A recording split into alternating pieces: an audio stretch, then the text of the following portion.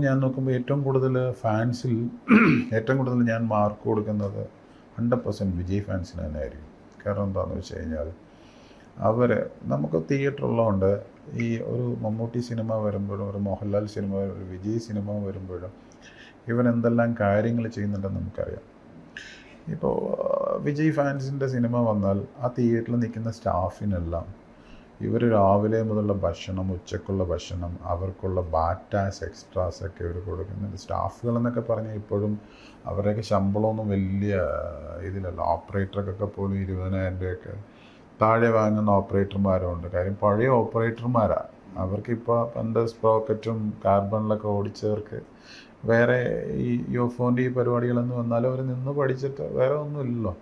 അപ്പോൾ അങ്ങനെയൊക്കെ നിർത്തിയിരിക്കുന്ന പഴയ ഓപ്പറേറ്റർമാർ ഉണ്ട്. അപ്പോൾ നമ്മളെ സംബന്ധിച്ചൊരു 20,000 24,000 രൂപയൊക്കെ ആയിരിക്കും അവർക്ക് ശമ്പളം. അപ്പോൾ എന്നാലും അവർക്ക് ജോലി വേണം മസ്റ്റായിട്ട്. ഈ സിനിമയിലുള്ള വേറെ സംഭവം എന്ന് വെച്ച് കഴിഞ്ഞാൽ സിനിമയിൽ ഓപ്പറേറ്റർമാരായവരെ നോക്കിക്കോട്ടോ, അവർ വേറെ ജോലിക്കൊന്നും പോകത്തില്ല.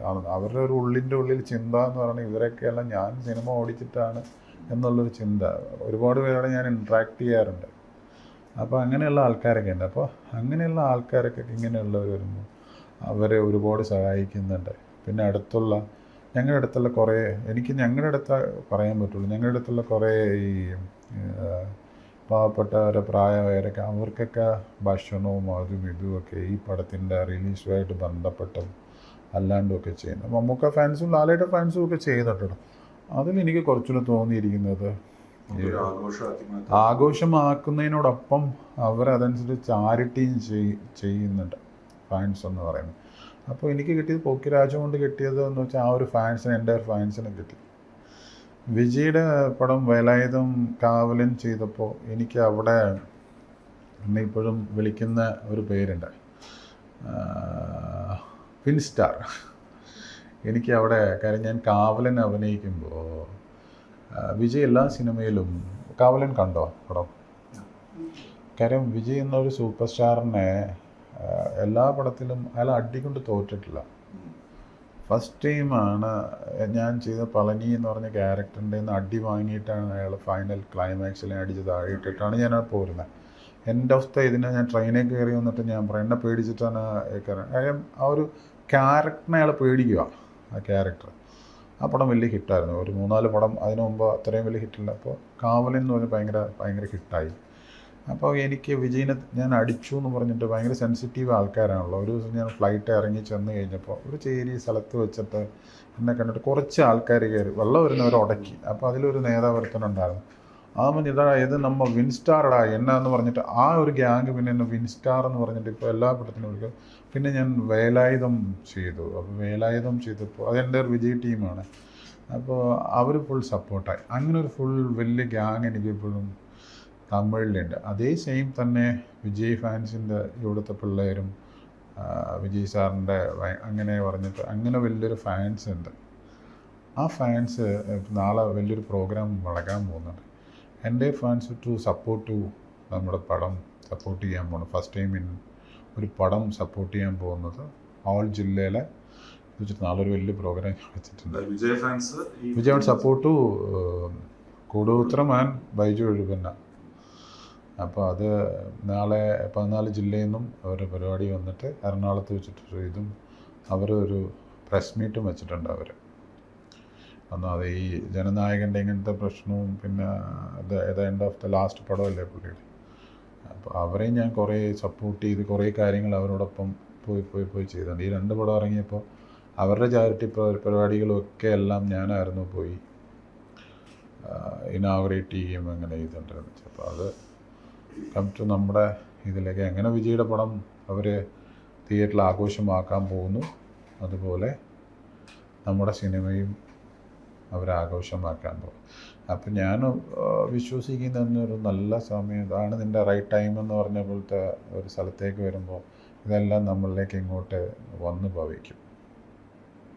ഒരു റൈറ്റ് ടൈം വരുമ്പോഴാണല്ലോ ഇങ്ങനെ. അല്ലെങ്കിൽ ഒരു എൻ്റെ ഫാൻസ് എന്ന് പറയുന്നത് ഒരു ചെറിയ സ്ട്രെങ്ത് അല്ല, ഒരു വലിയ സ്ട്രെങ്ത്താണ്. അപ്പോൾ അവർ നമ്മളെ എങ്ങനെ ഇത് ചെയ്യാൻ പോകും. നാളെ ഞാൻ എല്ലാ ചാനലും നമ്മുടെ പ്രൊമോഷൻ ടീമിൽ വെച്ചിട്ടുണ്ടെന്ന് തോന്നുന്നു. ഓൾ ചാനൽസ് എല്ലാം വരുന്നുണ്ട് അതിൻ്റെ ന്യൂസ് എല്ലാം കവർ ചെയ്യാനായിട്ട്. നല്ല ബന്ധമുണ്ട്. നല്ല ബന്ധമുണ്ട്. ഞാൻ വിജയുടെ കൂടെ ഞാൻ ഈ പറഞ്ഞ പോലെ ഞാൻ കുറേ സ്ഥലങ്ങൾ ഇതുപോലെ വിജയ് നമ്മളിങ്ങനെ ഈ ചാരിറ്റിയുടെ വലിയ പരിപാടികളും അതിനും ഇതിനും ഒക്കെ ഞാൻ ബാക്കിങ് അവിടെ നടക്കുന്നുണ്ട്. എൻ്റെ എല്ലാ പേഴ്സണൽ നമ്പറും ഉണ്ട് വിജയുടെ. ഇപ്പോൾ അവരുള്ള പേഴ്സണൽ നമ്പറും കാര്യങ്ങളും ഒക്കെ ഉണ്ട്. ഞാൻ ആ ജനനായകൻ്റെ ആ ടൈമിൽ ജസ്റ്റ് ഒന്ന് വിളിച്ചു, ജസ്റ്റ് കോൾ ചെയ്തിരുന്നു, അത്രയേ ഉള്ളൂ. എന്ന് വെച്ചാൽ അത് ഞാൻ മിസ്യൂസ് ചെയ്യാറില്ല, അങ്ങനെ വിളിക്കാറുമില്ല, അങ്ങനെയില്ല. ഓക്കെയാണ്.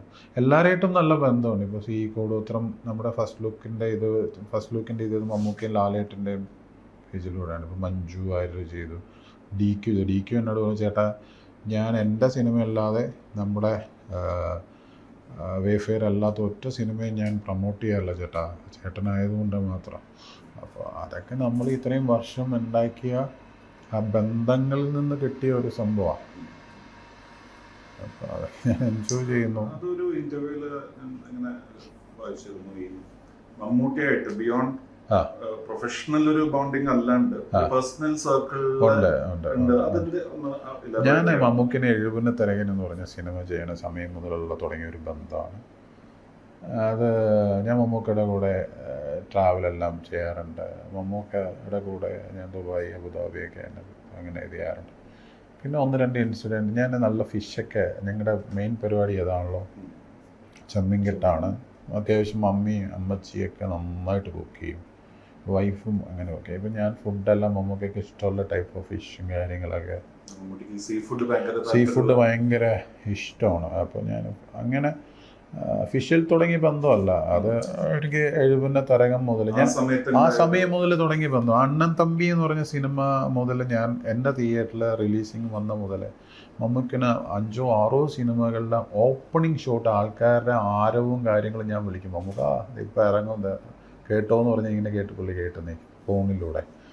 അപ്പം അങ്ങനെ ഒരു ബന്ധമാണ്. ഒരു ദിവസം ഈ ബന്ധങ്ങളുണ്ട്. കൂടുതൽ ബന്ധം അടുത്തതെന്ന് വെച്ചാൽ ഒരു ദിവസം മധുരാജയുടെ ഷൂട്ടിങ്ങിന് എൻ്റെ അടുത്ത് പറഞ്ഞു, ഞാൻ നാളെ 70. അപ്പം ഞാൻ മമ്മൂക്ക എന്തൊക്കെയാണ് മമ്മൂക്കൊക്കെ വേണ്ട ഫുഡ്, ഫിഷ് ഇതൊക്കെ എന്തൊക്കെയാണ് വേണ്ടത് ചോദിച്ചു.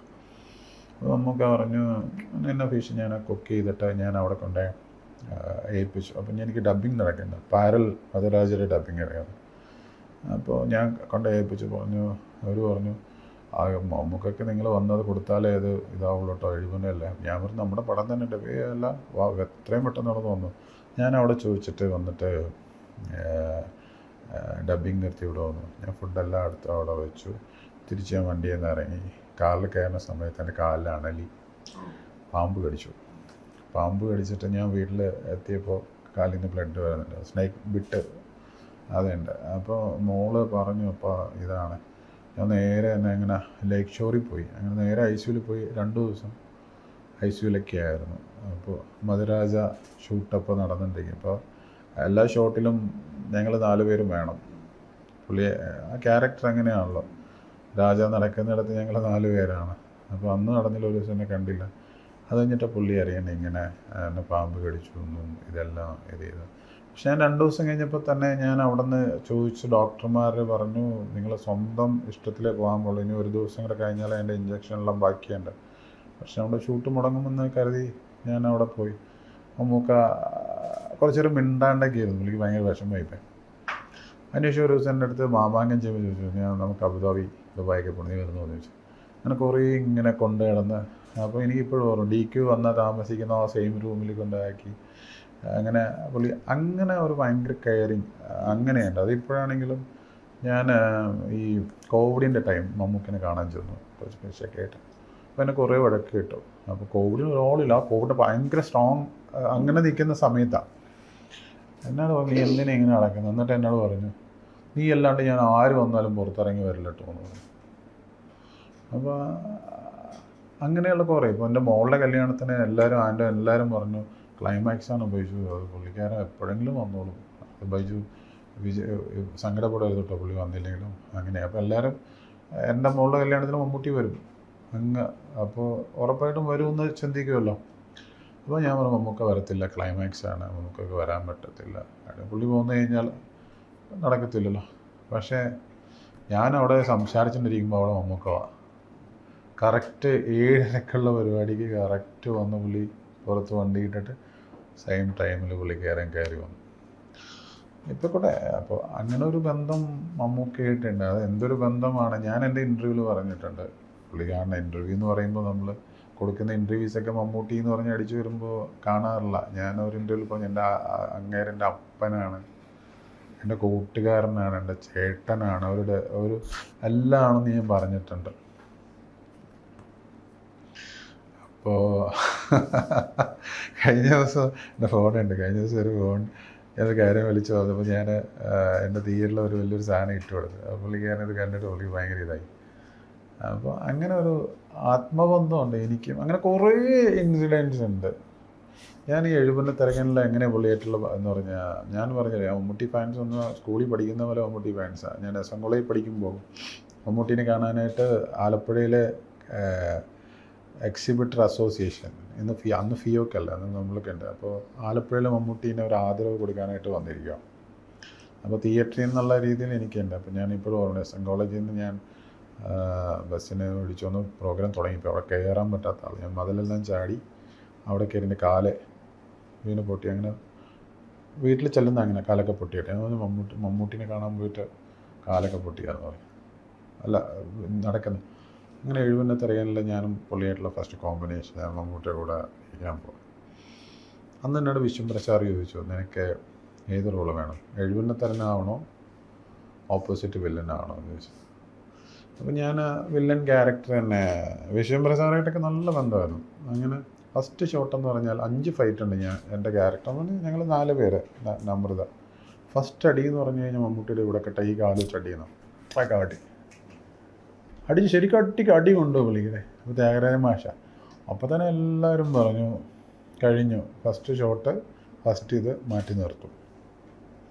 പുള്ളിക്കാരൻ ഇങ്ങനെ മാത്രം നോക്കിയില്ല, ഇപ്പോഴും ഓർമ്മയുണ്ട്. നോക്കി ചെയ്യണ്ടേ എന്നൊക്കെ പറഞ്ഞിട്ട് പുള്ളി അവിടെ പോയിരുന്നു. അത് അവിടെ മുതൽ തുടങ്ങിയൊരു ബന്ധമാണ്. അല്ലെങ്കിൽ വേണമെങ്കിൽ അപ്പം തന്നെ ഓൺ ദ സ്പോട്ടിൽ എന്നെ മാറ്റിക്കോ ടൈമിംഗ് ഇല്ല മാറ്റിയേക്കെന്ന് പറയും. അപ്പോൾ അന്ന് മുതൽ 70 മുതൽ തുടങ്ങിയ ബന്ധം സ്റ്റിൽ ഇന്ന് വരെ ആ ഒരു ബന്ധം ഇങ്ങനെ നിൽക്കുന്നുണ്ട്. എന്നെ ഭയങ്കര ഇഷ്ടമാണ് പുള്ളിക്ക്. അത് നമുക്കിഷ്ടം എന്ന് പറയുന്നത് നമുക്ക് ഫീൽ ചെയ്യും. നമ്മുടെ അപ്പൻ നമ്മളോടുള്ള ഇഷ്ടം ചിലപ്പോൾ ദേശക്കാരനായിരിക്കും, നമുക്ക് ഫീൽ ചെയ്യില്ല. അങ്ങനെ എന്നെ ഭയങ്കര ഇഷ്ടമാണ് നമുക്ക് ഫീൽ ചെയ്യും. അതേപോലത്തെ ഒരു ഇഷ്ടം എൻ്റെ അടുത്തുണ്ട്. പുള്ളി എന്നോട് പല പ്രാവശ്യം പറഞ്ഞിട്ടുണ്ട്, നീ സിനിമയൊന്നും നിർമ്മിക്കരുത്. ഞാൻ ഫസ്റ്റ് സിനിമ നിർമ്മിക്കുന്ന സുന്ദരപുരുഷനാണ്. 20-22 വർഷമായി. ഞാൻ മാത്രമല്ലോ. അപ്പോൾ എന്നോട് അന്ന് പറഞ്ഞു, നീ സിനിമയൊന്നും പ്രൊഡ്യൂസ് ചെയ്യണ്ട. കേക്ക് ചെയ്തപ്പോഴും പുള്ളിക്കാരൻ എൻ്റെ ക്യാപ്ഷൻ ഇങ്ങനെ ഇവൻ്റെ അടുത്ത വിചാരം, എൻ്റെ ഫസ്റ്റ് കമ്മിങ് പോസ്റ്റിൽ ഇതാ, ഇവൻ്റെ അടുത്ത വിചാരം ഇവനാണ് അടുത്ത മമ്മൂട്ടി എന്നാണ്. അങ്ങനെ എൻ്റെ പോസ്റ്റ് വന്നേ. അപ്പോഴും പറഞ്ഞു എന്തിനാണ് പ്രൊഡ്യൂസ് ചെയ്യുന്നത്. ഇപ്പോൾ ഇത് ചെയ്തപ്പോൾ ഡയറക്ടർ വന്നിട്ടുണ്ടല്ലോ, നമ്മളൊക്കെ ഡേറ്റ് തരേണ്ടി വരുമോ എന്നൊക്കെയുള്ള രീതിയിലാണ്. പക്ഷെ അതിലൊരു ഇഷ്ടമുണ്ട്. ചിലപ്പോൾ ഞാൻ ഡയറക്റ്റായിട്ട് പ്രൂവ് ചെയ്താൽ നമുക്കടി ചോദിച്ചാൽ നമുക്ക് എൻ്റെ സിനിമയിലൊന്നും അഭിനയിക്കുമെന്ന് എനിക്ക് 100% അറിയാം. ഞാൻ അങ്ങനത്തെ ഒരു ക്യാരക്ടർ കൊണ്ടാണ് ചെല്ലണമെങ്കിൽ. ഈ മമ്മൂട്ടിയുടെ കൂടെ ഉണ്ടായിരുന്ന പോലെ തന്നെ അതേപോലെ ഒരു ഈക്വലി ഒരു റൈറ്റ് ഹാൻഡ് മാൻ അല്ലെങ്കിൽ മെയിൻ ആളായിട്ട് മോഹൻലാലിന്റെ കൂടെയും എന്തോ എനിക്ക് ലാലേട്ടൻ്റെ കൂടെ ഞാൻ ദേവാസുരം എന്ന് പറഞ്ഞ സിനിമയിലാണ് ആദ്യം ഞാൻ ദേവാസുരത്തിൽ എന്നെ കൊല്ലാജിത്ത് കൊണ്ടുപോകുന്നത്. അന്ന് ദേവാസുരത്തിൽ IV ശശി സാർ അന്ന് വെച്ചിരുന്നത് 4 പുതിയ ആൾക്കാരെയായിരുന്നു. പുള്ളിയുടെ കൂട്ടുകാരെന്ന് പറഞ്ഞ് വെച്ചിരുന്നത് ഗ്യാങ്ങായിട്ട്. അതിൽ ഒരാളെന്ന് പറഞ്ഞിട്ട് എന്നെ കൊണ്ടുപോയതാണ്. അപ്പം ഞാൻ 12 ദിവസം കഴിഞ്ഞാണ് അറിയുന്നത് ആ പടം ഷൂട്ട് നടന്നിരിക്കുന്നത്. അതിൽ ചെറുതുരുത്തി ഗസ്റ്റ് ഹൗസിലാണ് താമസിക്കുന്നത്. ഞാനും കൊല്ലാജിത്ത് പറഞ്ഞു, അജിത്ത് ഷൂട്ട് പോകും, ബൈജുവിന് സമയമായിട്ടില്ല വിളിച്ചോളൂ എന്ന് പറഞ്ഞു. പക്ഷേ ഷൂട്ട് ഓൾറെഡി നടന്നുകൊണ്ടിരിക്കുന്നുണ്ട്. ലാലേട്ടന് താമസിക്കുന്ന അവിടെയാണ് ഞാൻ അജിത്തൊക്കെ. അന്ന് മുതലേ ഉണ്ട് ബന്ധം. പിന്നെ അതിനുശേഷം പുള്ളിയായിട്ട് കുറേ സിനിമകൾ, ഇപ്പോൾ ആറാട്ട് പോലും ഏകദേശം പുള്ളിക്ക് ഇഷ്ടമുള്ള ക്യാരക്ടർ എന്ന റാംബോ എന്ന് പറഞ്ഞ എൻ്റെ ക്യാരക്ടറാണ്. പുള്ളിക്ക് അതിനകത്ത് ഹീറോയിൻ്റെ അല്ല, ഇവിടെ ചേർക്കണം. നല്ല ബന്ധമാണ്. ഞാൻ ലാലേട്ടൻ്റെ അടുത്ത് പറയാം, എന്തോ എനിക്ക് മമ്മൂക്കേനെ എങ്ങനെ ഒരു ഇഷ്ടം എന്നുള്ള ആ ഒരു ഇഷ്ടത്തിലോട്ട് എനിക്ക് ലാലേട്ടനോട് ഇഷ്ടമാണ്. ആസ് ആക്ടർ എന്നുള്ള രീതിയിൽ എനിക്ക് ഇഷ്ടമാണ്. അല്ലാണ്ട് പ്രൊഫഷണൽ അങ്ങനത്തെ ഒരു ഇതുള്ളൂ. പക്ഷേ എനിക്ക് മമ്മൂക്ക അവരെൻ്റെ ഈ അങ്ങനത്തെ ഒരു ഓൺ എന്ന് പറയുന്ന ആ ഒരു സംഭവം എനിക്ക് പുള്ളി തമാശയ്ക്ക് പറയും ബൈജു മമ്മൂട്ടിക്ക് മാത്രമേ മീനൊക്കെ കൊടുക്കത്തുള്ളൂ, അത് കൊടുക്കുള്ളൂ, ഇത് കൊടുക്കുള്ളൂ എന്ന്. അതെ, കുറേ നല്ല ലാലേട്ടൻ്റെ കീർത്തിയേക്കരൊക്കെ അഭിനയിക്കുമ്പോൾ 54 ദിവസം ഞാനും ലാലേട്ടനും ഷമ്മി അപ്പം ഞങ്ങൾ ഒരുമിച്ച് ഒരു വണ്ടിയിൽ എല്ലാ ദിവസവും ഷൂട്ടിന് പോകുന്നത് മിലിറ്ററിയുടെ. കുറേ സിനിമകൾ ചെയ്തിട്ടുണ്ട്, പക്ഷെ എന്നാലും കുറച്ചുകൂടെ ഇഷ്ടം ഇവിടം ജോസ്. ഈ ഫാൻസ്, ഞാൻ മമ്മൂട്ടിയുടെ മെയിൻ ആളാണെന്നും പറഞ്ഞിട്ട് ഇവന്മാർ സ്ഥിരം കൊണ്ട് വെക്കുന്ന ഒരു സാധനമുണ്ട്, ഈ ഫാൻസ്. തമാശയ്ക്കാണ്. മമ്മൂക്കയുടെ ആളാണ് ഞാൻ, മമ്മൂക്കയുടെ ഫാൻസിനെ സപ്പോർട്ട് ചെയ്യുന്ന ആളാണ്, മമ്മൂക്കയുടെ ആളാണ്. ലാലേട്ടനായിട്ട് അത്രയും ഇതല്ല. ഞാൻ ഈ ആറാട്ട് ചെയ്യാൻ തന്നെ കാര്യം അതാണ്. ഞാൻ ആറാട്ട് ചെയ്യുന്ന സമയത്താണ് ഞാൻ ഏകദേശം 155 ദിവസം മമ്മൂട്ടിയുടെ കൂടെ മധുരരാജ, പിഷുവിൻ്റെ പടം, മാമാങ്കം, ഏകദേശം 155 ഡേയ്സ് മമ്മൂട്ടിയുടെ കൂടെ തന്നെ. എല്ലാം equal to full throughout character. മറ്റേ ഗാനഗന്ധർവനിൽ പുള്ളി പാട്ടുകാരൻ, ഞാൻ കീബോർഡിസ്റ്റ്. മറ്റേ മാമാങ്കത്തിൽ പുള്ളിയുടെ അസിസ്റ്റൻ്റ് ക്യാരക്ടർ, മധുരാജിലെ പുള്ളിയുടെ കൂടെ 4 പേരിൽ ഒരാൾ. അപ്പോൾ ഈ ഫാൻസിൻ്റെ ഭയങ്കര എപ്പോഴും ഇവന്മാർ ചോദിക്കും, ബൈച്ചേട്ടാ നിങ്ങൾ ഈ ഫുൾ ടൈം മമ്മൂട്ടിയുടെ കൂടെ ഒന്നും, ഇവന്മാർ മാത്രമേ മമ്മൂട്ടി എന്ന് വിളിക്കുള്ളൂ കേട്ടോ. ഞാനെപ്പോഴും ശ്രദ്ധിച്ചിട്ടുണ്ട്, ഈ ഫാൻസ് മാത്രമേ, മോഹൻലാൽ ഫാൻസ് മമ്മൂട്ടിയുടെ ആളാണ്, ബാക്കി എല്ലാവരും മമ്മൂക്ക എന്നല്ല പറയുന്നത്. ഇവർ പറയാം നിങ്ങൾ ഈ മമ്മൂട്ടിയുടെ കൂടെ അല്ലേ നടക്കത്തുള്ളൂ, ഇവന്മാർ പറയുള്ളൂ. അപ്പോൾ അങ്ങനെ ഇവന്മാർ ചെയ്യുന്ന പരിപാടി എന്താ വെച്ചാൽ, ഇവിടം സ്വർഗമാണിൽ എന്നെ ചവിട്ടി ഇങ്ങനെ നിൽക്കുന്ന ഒരു പോസ്റ്ററുണ്ട്, മോഹൻലാൽ കഴുത്ത് ചവിട്ടി ഞാൻ ഇങ്ങനെ നിൽക്കുന്ന പോസ്റ്ററുണ്ട്. ഇവന്മാർ ഈ മോഹൻലാൽ ഫാൻസിൻ്റെ പരിപാടിക്ക് നമ്മുടെ തിയേറ്ററിൻ്റെ ഇവിടെ കൊണ്ടുവന്ന് ഈ സാധനം വയ്ക്കുക. എന്നിട്ട് ഇവന്മാർ പറയും എന്ന് ലാലേട്ടൻ്റെ കൂടെ ഇനി പോസിറ്റീവായിട്ടുള്ള സപ്പോർട്ടായിട്ടുള്ള ക്യാരക്ടർ അഭിനയിക്കും, അന്ന് ഞങ്ങൾ മാറ്റും, എടുത്ത് മാറ്റും ഇവന്മാർ നമ്മൾ ചുമ്മാ ചൊടിപ്പിക്കാൻ വേണ്ടിയിട്ടുള്ള നമ്മുടെ തിയേറ്ററിലല്ലേ. അങ്ങനെയാണ് ഞാൻ ഈ പറയുന്ന ആറാട്ടിലെ ക്യാരക്ടർ പോയിട്ട് ചെയ്യുന്നത്. ഒന്നുമില്ല ക്യാരക്ടർ, ഒരു ആർട്ടിസ്റ്റിനെ സംബന്ധിച്ച് ഒന്നുമില്ല. പുള്ളിയുടെ കൂടെ നടക്കുന്നു എന്നല്ലാണ്ട് ഡയലോഗ്സ് ഉണ്ട് എങ്കിൽ പോലും ഒരു ആക്ടറിനെ സംബന്ധിച്ച് ഒന്നുമില്ല. പക്ഷേ ഈ എല്ലാ ഷോട്ടിലും ത്രൂ ഔട്ട് റാംബോ എന്ന് പറഞ്ഞ ക്യാരക്ടർ ഉണ്ട്. സോ വിളിക്കാറുണ്ട് ലാലേട്ടനെ. ഇപ്പം ഞാൻ നമ്മുടെ പടത്തിൻ്റെ ഇത് ലാലേട്ടൻ ചെയ്തു, ഞാൻ വിളിച്ചു വന്നു, എന്നാ റിലീസ്, ഇങ്ങനെയുള്ള കമ്മ്യൂണിക്കേഷനുണ്ട്. ഇടയ്ക്ക് ഫ്ലാറ്റിൽ പോയി കാണാറുണ്ട്. അല്ലാണ്ടൊരു അങ്ങനെ ഒരു ഇത്രേ ഉള്ളൂ. ഈ ചവിട്ടുന്ന കാര്യം പറഞ്ഞിട്ട് നേരത്തെ മമ്മൂട്ടിയുടെ ചവിട്ട് കിട്ടിയ കാര്യം, അന്നത്തെ മമ്മൂട്ടിക്ക് ചവിട്ട് അങ്ങോട്ട് കിട്ടി. അങ്ങോട്ട് അന്നത്തെ കാലത്തൊക്കെ സ്റ്റണ്ട് അല്ലെങ്കിൽ അങ്ങനെയൊക്കെ പരിക്ക് പറ്റേ അങ്ങനെയൊക്കെ ഉണ്ടായിട്ടുണ്ടോ? ഒരുപാട് പറ്റിയിട്ടുണ്ട്, ഒരുപാട് പറ്റിയിട്ടുണ്ട്. അതിൻ്റെയൊക്കെ പെയിനൊക്കെ ഇപ്പോൾ പതിയെ ഉണ്ട് ശരീരത്തിൽ. അന്നൊക്കെ എന്ന് പറഞ്ഞു കഴിഞ്ഞാൽ ഞങ്ങൾ ഈ ഗുണ്ട ക്യാരക്ടർ ചെയ്യുന്ന ആൾക്കാർ, അപ്പോൾ അന്നൊക്കെ എൻ്റെ മുടി പോയതുപോലെ അങ്ങനെയാണ്. കാര്യം അന്നൊക്കെ എന്ന് പറഞ്ഞാൽ നമ്മൾ ഫുൾ മറ്റേ നമ്മുടെ അടുത്തുള്ള മുടി വെട്ടുന്ന സ്ഥലത്ത് ചെന്നിട്ട് അന്ന് ചെമ്പിപ്പിക്കുക, മറ്റേ അമോണിയ ഇട്ട് ഇങ്ങനെ 4 സൈഡും ചെമ്പിച്ചൊക്കെയല്ലേ നടക്കുന്നത് വില്ലൻ ക്യാരക്ടർ. അതെങ്ങനെയൊക്കെയാണ് പരിപാടി. അങ്ങനെ തന്നെ ഞാൻ പറയും മുടി പോയിട്ടില്ല. അന്ന് നമ്മൾക്ക് ആവേശം കൂടുതലാണ്. നമ്മൾ പോയി വീഴുന്നതൊക്കെ ഇതുപോലത്തെ സേഫ്റ്റി പരിപാടികളോ ഒന്നുമില്ല. അടി കൊണ്ടോ നേരെ പോയിട്ട് വീഴല്ലേ. അപ്പോൾ ഒരു സിനിമയിൽ എങ്ങനെയാലും മിനിമം 2-3 ഫൈറ്റ് ഉണ്ടാവും. അപ്പോൾ എത്ര ഫൈറ്റിൽ നമ്മൾ പോയി ചെയ്തിട്ടുണ്ട്. ഇന്ന് കുറേ കൂടെയൊക്കെ അത്രയും മാസ്റ്റേഴ്സ് എല്ലാം അങ്ങനെ. അന്ന് മാസ്റ്റർമാർ അവരിലേക്ക് വരുന്ന സ്റ്റണ്ട് ചെയ്യുന്ന പിള്ളേർക്ക് മാത്രമേ ഉണ്ടായിരുന്നുള്ളൂ ഈ പറയുന്ന അവരെ സേഫ്റ്റി ഫീച്ചേഴ്സ് എല്ലാം വെച്ച് കെട്ടുന്ന. അങ്ങനെ കുറേ പോയി വിട്ടുണ്ട്. വംശം എന്ന് പറയുന്ന സിനിമയിൽ ഞാൻ സുകുമാരൻ ചേട്ടനായിട്ട് ഒരു സീനിൽ അന്ന് 2 പേരും ഞങ്ങൾ തീരേണ്ടതാണ്. ആ പടത്തിലുണ്ട്. ഒരു ജീപ്പിൽ ഞാൻ അതിനകത്ത് ഓപ്പോസിറ്റ് വില്ലൻ ക്യാരക്ടറാണ്. സുഖട്ടം വണ്ടി ഓടിക്കും, ഞാൻ ചെന്ന് ജീപ്പിൽ ചാടി കയറി ഇങ്ങനെ കയറി പിടിക്കുന്ന ഈ സൈഡ് ജീപ്പ് ഇങ്ങനെ പോകുന്നുണ്ട്. അത് ഭാഗ്യം എന്തോ ഉണ്ട്, അല്ലെങ്കിൽ ടെക്ക് എന്ന് പറഞ്ഞിട്ട് മറിഞ്ഞാണ്. ഇപ്പോൾ കൂടോത്രത്തിൽ വലിയൊരു അടി കിട്ടി. അത് നമ്മുടെ അംജിത്ത് മൂസ എന്ന് പറഞ്ഞിട്ട് തമിഴ് തെലുങ്കിലുള്ള ഒരു ക്ലൈമാക്സിൽ ഞാനിതിൽ അഭിനയിച്ചിരിക്കുന്നുണ്ട്. ഒരു ഷോട്ടിൽ എൻ്റെ ടൈമിങ് കൊണ്ടുള്ള കുഴപ്പം, ഞാൻ ജസ്റ്റ് മൂവ് ചെയ്ത് ഇവിടെ നിൽക്കാൻ പാടുള്ളൂ. അപ്പോൾ അതിലേക്ക് കയറി വന്ന് അടിക്കും, ഇങ്ങനെ പോകുന്നത് ജസ്റ്റ് മൂവ് ചെയ്ത് അടി, അങ്ങനെ അടി ഇവിടെ കൊണ്ട് ഫുൾ ഞാൻ ബ്ലാക്ക് ഔട്ടായിപ്പോയി. തീർന്നു എന്ന് കരുതി, എയറിൽ നിന്നല്ല അടിക്കുന്നത്.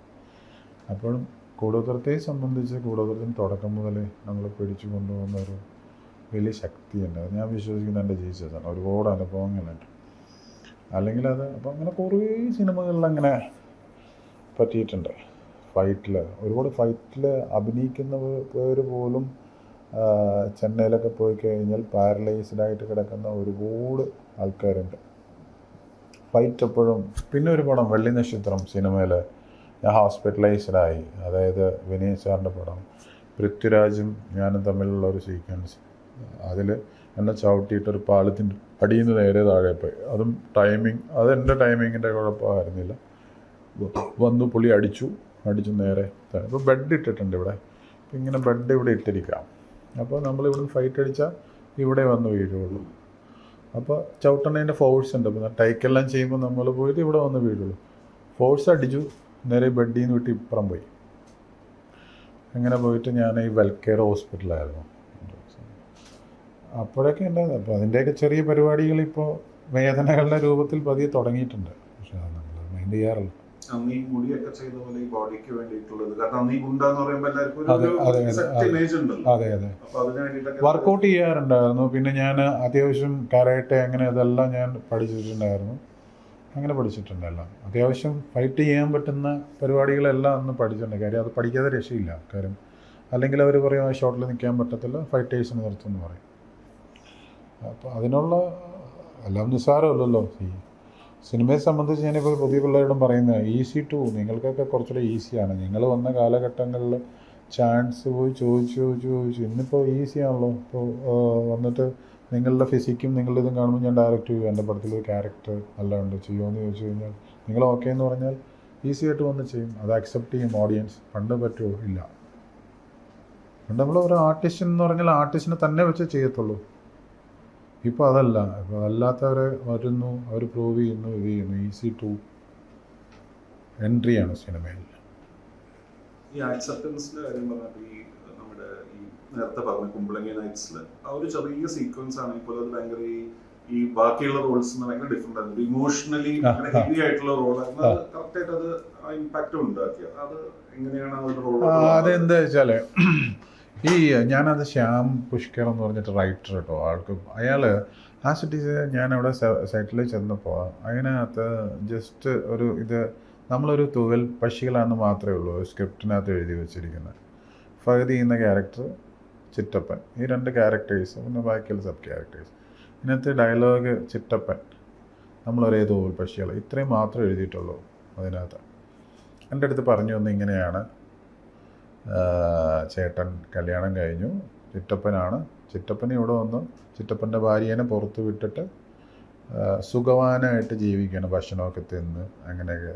അപ്പോൾ തന്നെ നമ്മുടെ ഉള്ളിലേക്ക് ഒരു സാധനം കയറി. എന്താ വെച്ച് കഴിഞ്ഞാൽ ഇപ്പം എന്ത് പുറത്ത് ഭാര്യേനെ വിട്ടാലും അയാൾക്കൊരു പെയിൻ ഉണ്ടാവും എന്നുള്ളൊരു സാധനം ഓൾറെഡി എൻ്റെ മൈൻഡിൽ മാറി. ഇവരെന്താണ് പറയാൻ പോകുന്ന ഡയലോഗെന്നൊന്നും എന്നോട് പറഞ്ഞിട്ടില്ല. ഇപ്പം ഞാനിങ്ങനെ വായിക്കും, ഇപ്പോൾ ഫഹദ് പറയാൻ പോകുന്ന സാധനങ്ങൾ ഇന്നതാണ് എന്നുള്ളതെങ്കിൽ ഞാൻ പ്രതീക്ഷിക്കും അവനിങ്ങനെയായിരിക്കും പറയാൻ പോകുന്നത്. അപ്പോൾ എൻ്റെ വരുന്ന ഇതെങ്ങനെയായിരിക്കുമല്ലേ. ഇത് ഓൺ ദ സ്പോട്ടിലാണ് അടിച്ചത്.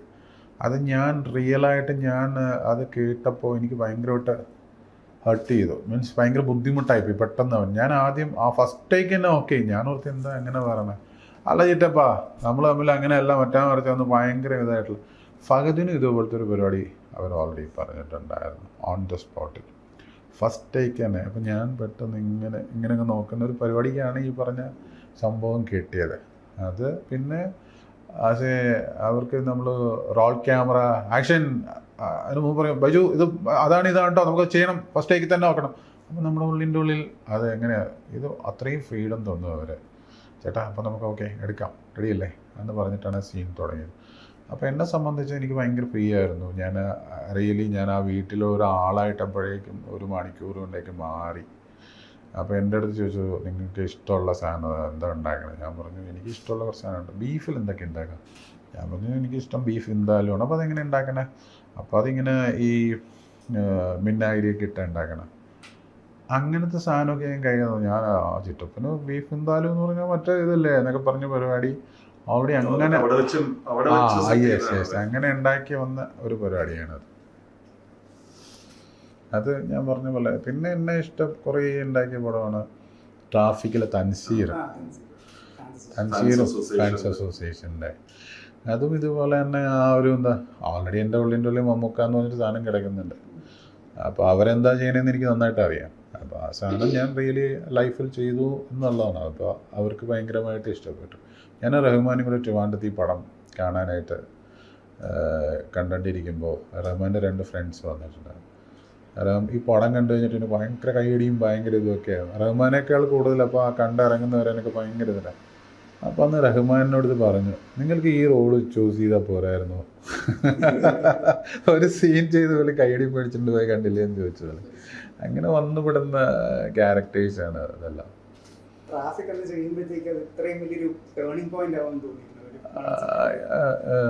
ഉറപ്പായിട്ടും തോന്നിയിട്ടുണ്ടായിരുന്നില്ല. നമ്മൾ അങ്ങനെ അത്രയും വലിയൊരു ഹിറ്റ് അടിക്കുന്നു. അങ്ങനെ എന്നെ സംബന്ധിച്ച് ട്രാഫിക്കിനകത്ത് ലിസ്റ്റിൻ സ്റ്റീഫൻ എന്ന് പറഞ്ഞ ഞാൻ ലിസ്റ്റിൻ എന്ന് പറയുന്ന അവൻ്റെ ഒരു കരിയർ സ്റ്റാർട്ടിങ് മുതലുള്ള ഒരാളാണ്. കോട്ടയത്ത് ഒരു ഡിസ്ട്രിബ്യൂഷൻ തുടങ്ങുന്ന സമയത്ത് എന്നെ വന്ന് കാണിയും. അന്ന് ഞങ്ങൾ തമിഴ് പടം കളിക്കില്ല തിയേറ്ററിൽ, പിന്നെ മലയാള പടം തന്നെ കളിക്കാൻ തീരാത്ത അത്രയാണ്. എൻ്റെ അടുത്ത് ചേട്ടാ ഞാനൊരു ഡിസ്ട്രിബ്യൂട്ടറാണ്, കോട്ടയം എടുത്തിട്ടുണ്ട്, ചേട്ടൻ സപ്പോർട്ട് ചെയ്യണം. അങ്ങനെ അവനൊരു ഇഷ്ടം തോന്നി. അങ്ങനെ വീട്ടിൽ വരും, ഫുഡ് കഴിക്കും. അപ്പോൾ വൈഫായിട്ടൊക്കെ എല്ലാം നല്ല ബന്ധമായി. അങ്ങനെ അവൻ ഫസ്റ്റ് ഞാനാണ് ലിസ്റ്റിൻ്റെ വീട്ടിൽ പോയിട്ട്, അവൻ്റെ ഫാദർ അന്ന് പാരലൈസ്ഡ് ആയിട്ട് കിടക്കുക, അമ്മയ്ക്ക് സുഖമില്ല, ചെറിയ വീടാണ്. അവിടെ ചെന്നിട്ട് ഞാനാണ് അവർ അപ്പനോട് പറയുന്നത് അവൻ സിനിമയിൽ. അന്ന് അവർക്കൊരു ഉഴവൂർ ചെറിയൊരു ട്രാവൽ ഏജൻസിയുടെ ഇത് മാത്രമേ ഉള്ളൂ അവന് ഈ കോട്ടയം ഡിസ്ട്രിബ്യൂഷൻ.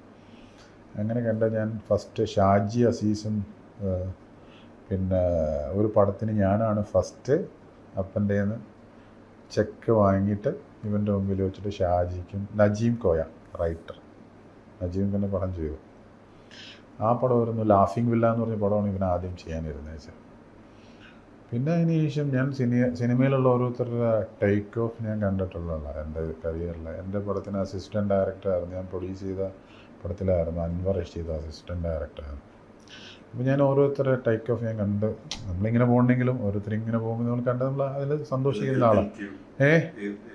സുന്ദർ ബഷൻ പ്രൊഡ്യൂസ് ചെയ്യുന്ന സിനിമയിൽ ജോസ് തോമസിൻ്റെ അസിസ്റ്റൻറ്റ് ഡയറക്ടറായിട്ട് ആ സിനിമയിൽ. അപ്പോൾ ലിസ്റ്റിൻ ഇവിടം സ്വർഗമാണ് ഷൂട്ട് അടക്കുമ്പോൾ ഞാൻ പറയടാ ഷൂട്ട് അടക്കുന്നുണ്ട് നീ വരുന്നോ? അപ്പോൾ ഒഴുവൂരും തൊടുപുഴ വരും. അങ്ങനെ റോഷനെ ഞാൻ പരിചയപ്പെടുത്തി കൊടുത്തു. അപ്പോൾ അന്ന് ഞങ്ങൾ ഫുഡ് ഷൂട്ട് ചെയ്യാൻ പോവാം. അപ്പോൾ എവിടെ നല്ല പൊറോട്ടയും ബീഫും കിട്ടുമെന്ന് പറഞ്ഞപ്പോൾ പറഞ്ഞു ചേട്ടാ പൊറോട്ടയും ബീഫും അവിടെ അടിപൊളി കിട്ടും കേട്ടോ, നീ പോയി പൊറോട്ടയും ബീഫും മേടിച്ചിട്ടുണ്ടാകുന്നതെന്ന് പറഞ്ഞപ്പോൾ ലിസ്റ്റിൻ ഉടനെ പോയിട്ട് അവൻ പൊറോട്ടയും ബീഫൊക്കെ ഇട്ടിട്ട് അവിടെ വന്നിരിക്കുക. അവൻ സിനിമയൊന്നും ചെയ്തിട്ടില്ല. ഞാൻ ആലോചിക്കുകയാണ്, ആ പൊറോട്ട ബീഫ് മേടിച്ചുകൊണ്ടുവന്ന് കൊടുത്തവനെ വെച്ചിട്ട് തന്നെ ആസ് എ പ്രൊഡ്യൂസർ എന്നുള്ള നിലയിൽ ലിസ്റ്റിൻ റോഷൻ ആൻഡ്രൂസിനെ വെച്ചിട്ട് മഞ്ജു വാര്യർ പടം പ്രൊഡ്യൂസ് ചെയ്തു. ഇന്ന് ലിസ്റ്റിൻ സ്റ്റീഫൻ ഇത്രയും തിയേറ്ററിൻ്റെ ഓണർ. എൻ്റെ ഒരു തിയേറ്ററിൽ ഒരാഴ്ച തമിഴൂടം കയറ്റി തരുമോ എന്ന് ചോദിച്ചവൻ എനിക്കിന്ന് 3 തിയേറ്റർ ഉണ്ടെങ്കിൽ ഇന്ന് അവന് 60-70 സ്ക്രീൻസ് ഉണ്ട്. അപ്പോൾ സിനിമയിൽ ആരെയും നമുക്ക് നിസ്സാരമായിട്ട് കാണാൻ പറ്റത്തില്ല. എങ്ങനെ ഒരാൾ ടേക്ക് ഓഫ് ആയി പോകുമെന്ന് പറയാൻ പറ്റത്തില്ല. റോഷൻ ആൻഡ്രൂസ് ബൈജു കൊട്ടാരക്കര എന്ന് പറയുന്ന ആളുടെ അടുത്ത് ഫസ്റ്റ് വരുന്നത് ഞാൻ അഭിനയിക്കുന്ന വംശം എന്ന് പറയുന്ന സിനിമയിലാണ് റോഷൻ. അതിനുശേഷമാണ് കമലിൻ്റെ അടുത്ത് പോവുകയും ഉദയനാണ് താരമൊക്കെ ചെയ്യുന്നത്. ഇപ്പോൾ ഉദയനാണോ താരം എന്തോ റിലീസ് എന്തോ വരാൻ പോകുന്നുണ്ട്, പോസ്റ്റൊട്ടിക്കുണ്ടോ മറ്റൊന്ന്. അപ്പോൾ എന്ന് പറഞ്ഞ പോലെ സിനിമയെ സംബന്ധിച്ച് ആരെന്താകും എന്താവും ഒന്നും പറയാൻ പറ്റത്തില്ല. സിനിമയ്ക്ക് മാത്രമേ ഉള്ളൂ അത്. ജോജു പോലെ ഞാൻ എന്നെ ജോജു എപ്പോഴും പറയും. ഷാജോൺ, ഞാൻ ഹിറ്റ്ലർ ബ്രദേഴ്സ് എന്ന് പറഞ്ഞ സിനിമയിൽ ഹിറ്റ്ലർ ബ്രദേഴ്സ് അല്ല മൈ ഡിയർ കരടി. അപ്പോൾ ഞാൻ അതിനകത്ത് മെയിൻ വില്ലനാണ്. അപ്പോൾ അതിൽ സർക്കസ് കൂടാരത്തിൽ ശരിക്കും ഷാജോൺ കരടിയായിട്ട് അഭിനയിക്കാൻ വന്നു. ഡ്യൂപ്പ് മണിയാണ്, മണിക്ക് ഡ്യൂപ്പായിട്ട് ആ വേഷത്തിൽ ഞാൻ ഫൈറ്റ് ചെയ്തിരിക്കുന്നതൊക്കെ എല്ലാം മണിയാണെന്ന് ഓർക്കുള്ളൂ, പക്ഷേ ഞാൻ ഷാജോണായിട്ടാണ്. അപ്പോൾ അന്ന് സന്ധ്യ മോഹൻ പറഞ്ഞു പിന്നെ അഭിനയിക്കാൻ പറഞ്ഞു ബൈച്ചേട്ടൻ്റെ കൂടെ റോളുണ്ട്, ബൈച്ചേട്ടൻ്റെ ഗുണ്ടയായിട്ട് ഒരു റോൾ. അപ്പോൾ എൻ്റെ റൊസാരിയോ എന്ന് പറഞ്ഞ ക്യാരക്ടറിൻ്റെ കൂട്ട് ഒരു ലെഫ്റ്റ് ആൻഡ് റൈറ്റിൽ ഒരാളുണ്ട്, ഡയലോഗ്സ് ഒന്നുമില്ല. അപ്പോൾ ഷാജോൺ പോയി ചേട്ടാ ഒരു ഡയലോഗ് പറഞ്ഞ് മേടിപ്പിച്ച് ചേട്ടാ. ഞാൻ പറയടാ ഉദയനൊക്കെ നമ്മുടെ അത്രയും വലിയ ബന്ധമാണ്, ഞാൻ മേടിച്ചുതരാടാ നമുക്ക് മേടിച്ചുതരാം. അപ്പോൾ ഞാൻ പിന്നെ ആലോചിക്കും ഞാൻ അവന് ഡയലോഗ് മേടിച്ചു കൊടുത്തു. ഷാജോൺ എന്തോരം ഇതിലവൻ കരിയറിലവൻ കയറിപ്പോയി എന്നല്ല. അതുപോലെ ജോജുവൊക്കെ നമ്മൾ ഞാൻ ഫ്രൈഡേ ചെയ്യുമ്പോൾ ഇതുപോലെ ചെമ്പൻ, അന്ന് ചെമ്പൻ സിനിമയ്ക്ക് വരുന്നതിന് മുമ്പ് ബാംഗ്ലൂരൊക്കെ ചെന്നാൽ നമ്മുടെ ബൈച്ചേട്ടനാട്ടാ എന്നൊക്കെ പറഞ്ഞിട്ട് കൊണ്ടു കിടക്കും ബാംഗ്ലൂരെ. ഫ്രൈഡേയിൽ എന്നേക്കാൾ ചെറിയ റോളാണ് ചെയ്തിരിക്കുന്നത്, ചെറിയ റോളാണ്.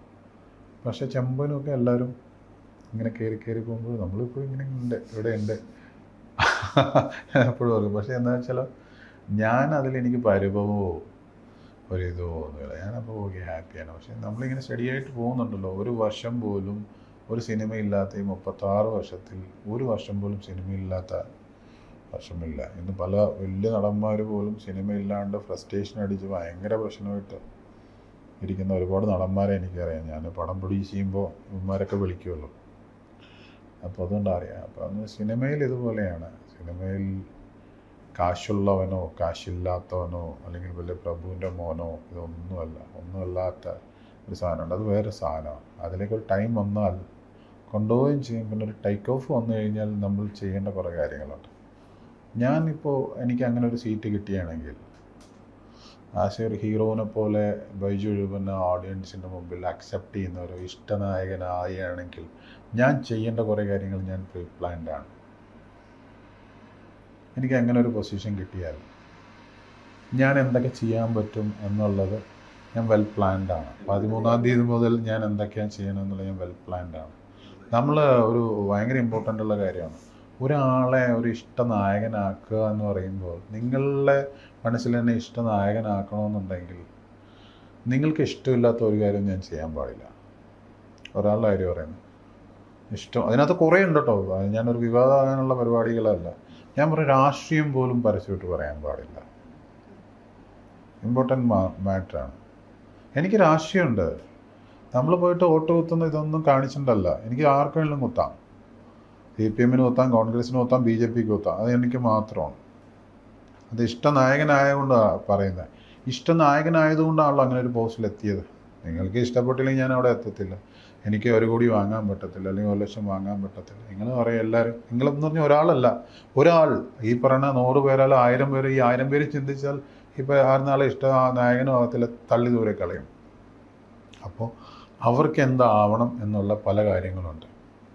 നമ്മൾ മക്കളെ വളർത്തുമ്പോൾ എൻ്റെ മോൻ ഇങ്ങനെ ആയാൽ എനിക്ക് അവനെക്കുറിച്ചൊരു പ്രതീക്ഷ ഉണ്ടാവും. ഒരു അപ്പൻ എന്നുള്ള നില എൻ്റെ മോൻ ഇങ്ങനെ ആവണം, അല്ലെങ്കിൽ എൻ്റെ അപ്പൻ ഇങ്ങനെ പോകണം, അല്ലെങ്കിൽ എൻ്റെ മോളെ കല്യാണം ഇങ്ങനെ ആവണം എന്നൊരു ആഗ്രഹമുണ്ട്.